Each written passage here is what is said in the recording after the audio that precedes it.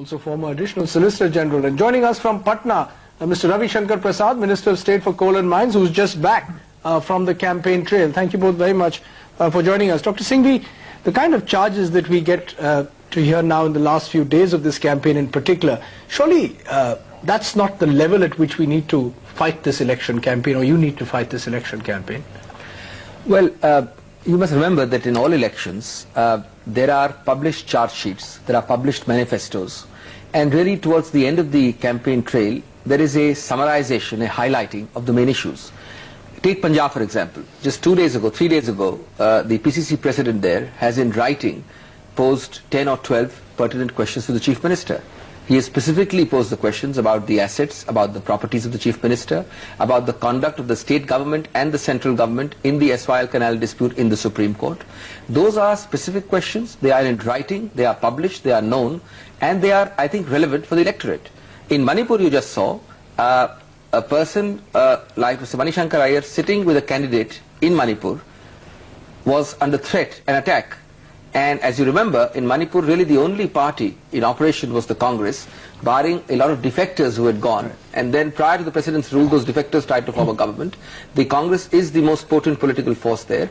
And therefore, I think in the larger perspective, what is wrong in highlighting these issues? Right. These are also issues, these are not personal issues. Let's go straight across to the minister waiting for us in Patna. Mr. Ravi Shankar Prasad, the Congress says these are relevant issues. Doesn't matter whether there's a personal edge to them or whether individuals are named. These need to be brought out before the people, including the instance we just saw in Manipur.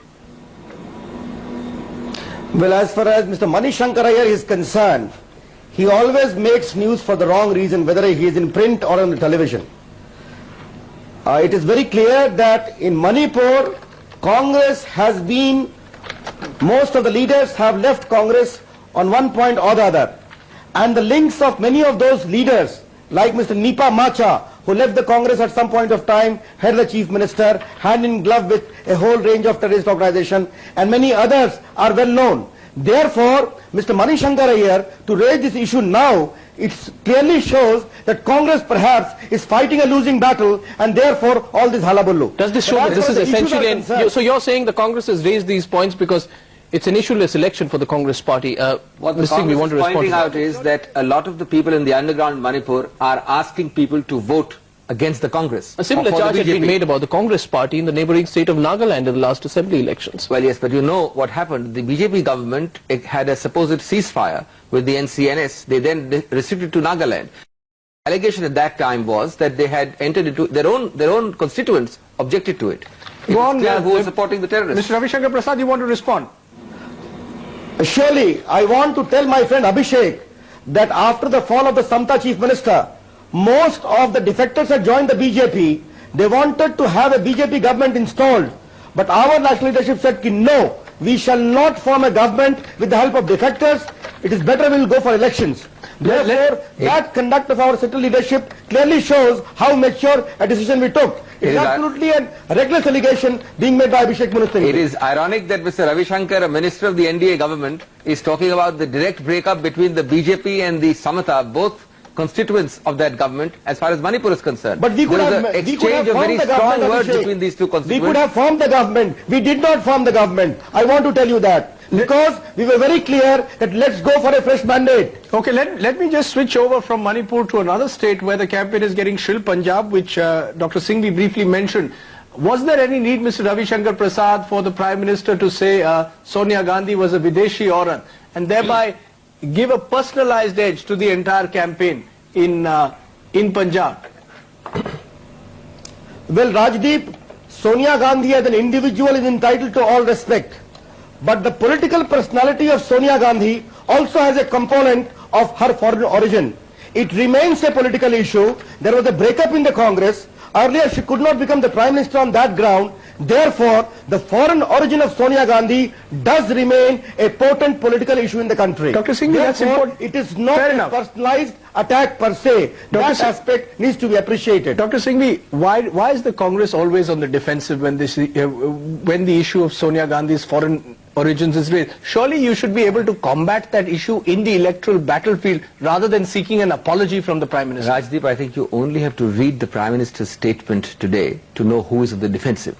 There is an explanation from the Prime Minister. I want to say 2 or 3 things. Number one, I think the dignity of discourse has to be kept in this.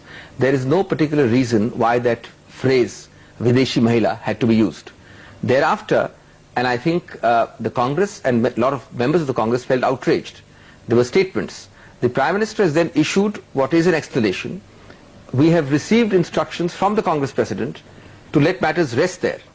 I think it is us who want to concentrate, despite grave provocation, on real issues. Just want to take you on that point. Why this well thought out move by the Congress to let matters rest there? Why not take a combative line on what the Prime Minister said? Is the idea to bury the issue? I think there was grave provocation. I think the fault lies with those who raised the issue in the first place. But there is an explanation which is in fact more of an explanation and apology than Mr. Ravi Shankar Prasad. The Prime Minister himself seems to be backtracking and clarifying things, not Mr. Ravi Shankar Prasad, who seems to be repeating the original statement of the Prime Minister. And I think it is important for the Congress to focus on issues and not merely on... I think Mr. Prasad wants to make a point at that stage to what you're saying. Yes, do go ahead. Arnab, I'm only saying the Prime Minister has not made any apology at all. Let Abhishek does not have that illusion at all. He has only said, as an individual, I respect Sonia Gandhi as I do too. But the hard fact remains that the political personality of Sonia Gandhi does have the element of foreign origin, which is relevant, which is potent, which will keep on raising. Merely repeating the word foreign origin is of no relevance. Let's look at the facts. She is a lady. She is the leader of the opposition. She holds cabinet rank. She is a citizen of India. What is the relevance of this issue? What is the meaning of the phrase Videshi my Mahila? Dear friend Abhishek, she is not Videshi, she is a citizen of India. Let us go very recently. She could not become the Prime Minister because that issue was very much there. Your party got split because of that issue. Ravi, even the Supreme Court has affirmed their citizenship. Well, it's not even open to you to say that now anymore. I'm sorry. And let me tell you, a whole range of the people of the country do feel that this is an issue. You can't wish it away. Just want to interrupt you there briefly, Mr. Prasad. Before we wrap up, I mean, does the fact that the Prime Minister made that observation during the campaign in Punjab indicate that this is an election that's not being fought on hard local issues as state elections usually are, that they're issueless at one level?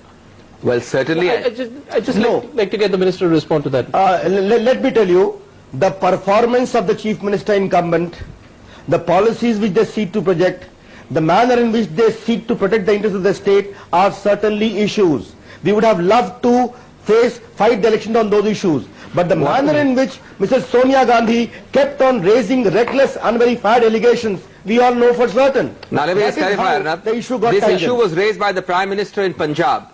Everybody knows which way the wind is blowing in Punjab. Before that, Sonia Gandhi campaigned there. And what the immediate context of the provocation which the Prime Minister justified was Sonia Gandhi's remarks about the defence scam. If talking about corruption in defence deals does not demoralize the defence much more in terms of the actual product they get, in that case, what is the relevance? Well, fair enough. I think both of you have made your points. The fact is that it appears that the election campaign over the next few days will see similar rhetoric, unfortunately, and hopefully some of those local issues will also be focused upon. Thank you very much, Dr. Singhvi, for joining us. Mr. Ravi Shankar Prasad, thank you.